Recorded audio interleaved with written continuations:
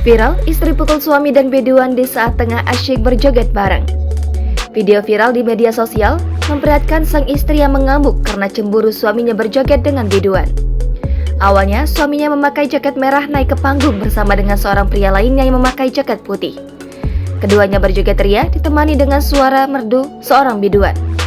Lalu tiba-tiba, sang istri langsung naik ke panggung dan menarik suaminya ke bawah. Bak dibakar api cemburu, istrinya sampai memukul teman suaminya dan biduan tersebut.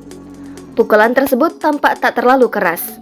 Biduan yang ada di panggung menanggapi dengan santai dan tanpa emosi. Lah, saya disuruh nyanyi kamu diamuk kan ya salah kamu nggih.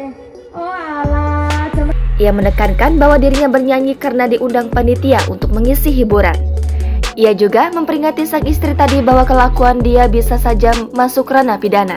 nyanyi, jenengan bisa terpidana loh ya. Beruntung ada seorang panitia yang memakai baju hitam langsung mencairkan suasananya. Tak lama dari kejadian itu, hiburan dangdutan pun dilanjutkan kembali.